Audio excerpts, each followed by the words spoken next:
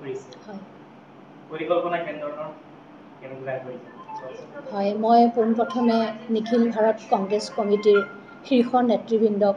শ্ৰদ্ধা ধন্যবাদ আৰু কৃতজ্ঞতা জনাইছোঁ তেখেতলোকে এই নগাঁও জিলাৰ ঐতিহ্যমণ্ডিত জিলা কংগ্ৰেছৰ আসনখনত মোক অধিষ্ঠিত কৰাৰ কাৰণে লগতে আমাৰ অসম প্ৰদেশ কংগ্ৰেছ কমিটিৰ সন্মানীয় সভাপতি গৌৰৱ গগৈ ডাঙৰীয়াক মই শ্ৰদ্ধা ধন্যবাদ আৰু কৃতজ্ঞতা জনাইছোঁ তেখেতে যি বিশ্বাস আৰু আস্থা ৰাখি মোক এই দায়িত্ব অৰ্পণ কৰিছে মই নিষ্ঠাৰে সততাৰে তাক পালন কৰি যাম বুলি আপোনালোকৰ আগত মই অংগীকাৰ কৰিছোঁ মোৰ এই ক্ষেত্ৰত জিলা কংগ্ৰেছৰ এই দায়িত্ব লোৱাৰ ক্ষেত্ৰত সন্মানীয় দুজন সাংসদ আমাৰ নগাঁৱৰে এজন নগাঁৱৰ সাংসদ প্ৰদ্যুৎ বৰদলৈ ডাঙৰীয়া তেখেতকো মই শ্ৰদ্ধা জনাইছোঁ আমাৰ ধুবুৰীৰ সাংসদ যদিও তেখেত আমাৰ নগাঁৱৰে হয় আমাৰ সকলোৰে আদৰৰ ৰকিবুল হুছেইন ডাঙৰীয়া তেখেতেও যথেষ্ট মোক সহযোগিতা আগবঢ়াইছে তেখেতকো মই ধন্যবাদ জনাইছোঁ লগতে আমাৰ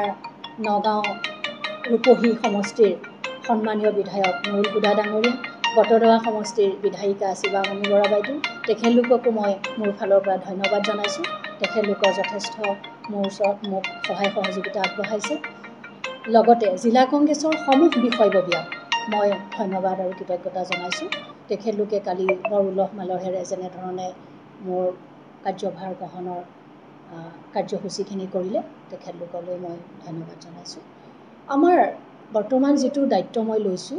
মোৰ পৰিকল্পনা বুলিবলৈ হ'লে কাৰণ আমি সাংগঠনিক মুৰব্বীৰ এটা দায়িত্ব পাইছোঁ এখন জিলাৰ প্ৰথম মোৰ পৰিকল্পনা হ'ব মই সংগঠনটো আগবঢ়াই নিয়াৰ ক্ষেত্ৰত আমি বুথলৈকে আৰম্ভ কৰিম বুথৰ পৰা আমি যাতে জিলালৈ সংগঠনটো উঠাই আনিব পাৰোঁ মোৰ প্ৰথম পৰিকল্পনা হ'ব আৰু প্ৰত্যেক উইংছৰ লগত আমি আলোচনা কৰিম সকলো বিষয় আৰু প্ৰত্যেকটো উইংছৰ আমি লগত লৈ সংগঠন আগবঢ়াই নিয়াৰ ক্ষেত্ৰত মই বুথৰ পৰা জিলালৈকে আগবাঢ়িম হয় বাইদেউ আপুনি এটা ভাল কথা কৈছে হয় বুথ কমিটি আৰু মণ্ডল কমিটি হয় কেইদিনমান আগতে এটা অভিযোগ উত্থাপন কৰিছে তেওঁলোকক কংগ্ৰেছে গুৰুত্ব প্ৰদান নিদিয়ে নকৰে কিন্তু এই ক্ষেত্ৰত আপোনাৰ কাৰ্যসূচী একেই হ'ব নে অলপ বেলেগ মানে শুনক মই একদম তৃণমূল পৰ্যায়ৰ পৰা আহিছোঁ মই প্ৰথম যুৱ কংগ্ৰেছ মহিলা কংগ্ৰেছ আৰু পঞ্চায়তৰ সভানেত্ৰীও আছিলোঁ তাৰপিছত মই ব্লক পৰ্যায়ত ব্লক কংগ্ৰেছৰ সভাপতি হ'লোঁ ঠিক তেনেদৰে মোৰ যাত্ৰা আৰম্ভ আৰু তৃণমূলৰ পৰা যিহেতু মই আহিছোঁ মই বহুত ঘাত প্ৰতিঘাত বা প্ৰত্যাহ্বান মই পাৰ কৰিছোঁ আৰু তেতিয়া মই অনুভৱ কৰিছিলোঁ যে আমাৰ শীৰ্ষ নেতাসকলে যদি তৃণমূলত অধিক গুৰুত্ব দিয়ে সাংগঠনিক দিশত তেতিয়াহ'লে মই ভাবোঁ আমাৰ চৰকাৰ পুনৰ হ'ব আমাৰ সংগঠন মজবুত হোৱা মানে আমাৰ চৰকাৰ হ'ব তে মই এই ক্ষেত্ৰতে বেছি অধিক গুৰুত্ব দিম মানে বেছি প্ৰাধান্য দিম মই বুথৰ সকলো সভাপতিকে প্ৰমুখ্য কৰি সকলো বুথ পৰ্যায়ৰ নেতাক মই গুৰুত্ব দিম তেওঁলোকৰ কষ্টৰ বিনিময়ত আমি আমাৰ সংগঠনটো আগবঢ়াই নিব পাৰিম মণ্ডল আৰু বুথক লৈ মোৰ সাংগঠনিক যাত্ৰা আৰম্ভ যিহেতু আপুনি গুৰু দায়িত্ব গ্ৰহণ কৰিছে বিশেষকৈ বেছিকৈ ভূমিকা শুনক মই প্ৰথম ভূমিকাটো মই দিব লাগিব মোৰ সন্মানীয় আমাৰ অসম প্ৰদেশ কংগ্ৰেছ কমিটিৰ সভাপতি গৌৰৱ গগৈ ডাঙৰীয়া তেখেতৰ আস্থা আৰু বিশ্বাস নোহোৱা হ'লে মই এই পদত অধিষ্ঠিত হ'ব নোৱাৰোঁ গতিকে তেখেতক মই মোৰ ফালৰ পৰা শ্ৰদ্ধা জনাইছোঁ আৰু তেখেতৰ নিৰ্দেশ পালন কৰিয়ে